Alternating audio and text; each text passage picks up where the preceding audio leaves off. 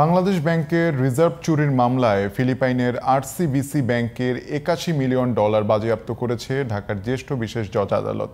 সিআইডির তদন্ত প্রতিবেদন অনুযায়ী রোববার আদালত অর্থ বাজেয়াপ্তের রায় দিয়েছেন। শিগগিরই এই অর্থ সরকারের কোষাগারে যুক্ত হবে বলে দাবি করেছেন সিআইডি প্রধান মোহাম্মদ সিবাগতুল্লাহ। হাসান আল মামুনের রিপোর্ট।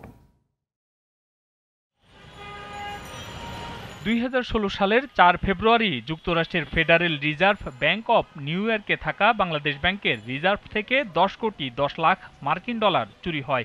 এর মধ্যে 2 কোটি ডলার শ্রীলঙ্কা থেকে উদ্ধার করা হয়।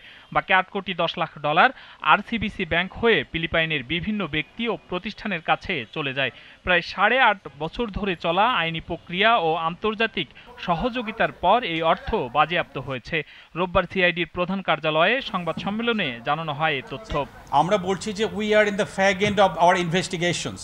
রিজার্ভ চুরির মামলায় অদ্যপ্রান্ত তুলে ধরেন সিআইডির আইনজীবী এহসানুল হক সমাজি। তিনি বলেন, আলোচিত এই মামলায় সিআইডির দায়িত্ব ছিল শুধু তদন্ত করা, আর তদন্ত প্রতিবেদনে আদালত সন্তুষ্ট হয়ে এ রায় দিয়েছেন।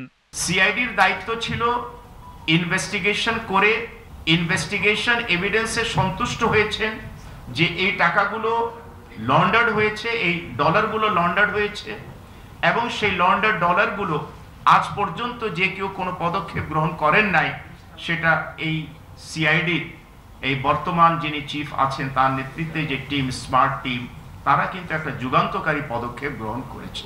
এ সময় সিআইডির প্রধান মোহাম্মদ সিবগাতুল্লাহ বলেন, সব অর্থ উদ্ধার করে বাংলাদেশ সরকারের কোষাগারে ফেরত পাঠানো হবে। আমরা অত্যন্ত আনন্দের সাথে জানাচ্ছি এই $81 মিলিয়ন যেটা লন্ডার্ড হয়েছিল বাংলাদেশ ব্যাংকের রিজার্ভ থেকে, এই অর্থ সমুদয় অর্থ বাংলাদেশে ফিরিয়ে আনার জন্য সমস্ত কার্যক্রমগুলো অব্যাহত থাকবে। আমাদের যে মেইন রিজার্ভের $81 মিলিয়ন যেটা পাচার হয়েছিল, এই পাচারকৃত অর্থটাকে সম্পূর্ণ অর্থটাকে কনফিসকেশন করা হয়েছে, এবং এটি খুব দ্রুতই আমরা মনে করছি যে এটা প্রপার চ্যানেল, প্রপার প্রসিজিউরের মাধ্যমে বাংলাদেশের ইয়ার ভিতরে ফেরত চলে আসবে আমাদের। সাংবাদিকদের প্রশ্নের জবাবে সিআইডি প্রধান বলেন, আদালতের রায় বাস্তবায়নে প্রচলিত পদ্ধতি অনুসরণ করবেন তারা। অর্থ পাচারের সাথে জড়িতদের বিষয়ে তদন্ত চলছে বলেও জানান তিনি। আমরা একদম তদন্তের শেষ পর্যায়ে আসছে, আপনারা দেখতে পাবেন। বাট আমরা এটুকু বলতে পারি দ্ব্যর্থহীন চিত্তে, আমরা কাউকেই বিন্দুমাত্র ছাড় দেব না। বাংলাদেশ ব্যাংকের রিজার্ভ চুরির ঘটনায় দেশি বিদেশি যে চক্রই থাকুক না কেন, কেউ রেহাই পাবে না বলেও জানান সিআইডির প্রধান মোহাম্মদ সিবগাতুল্লাহ। ফেরত এসেছিল।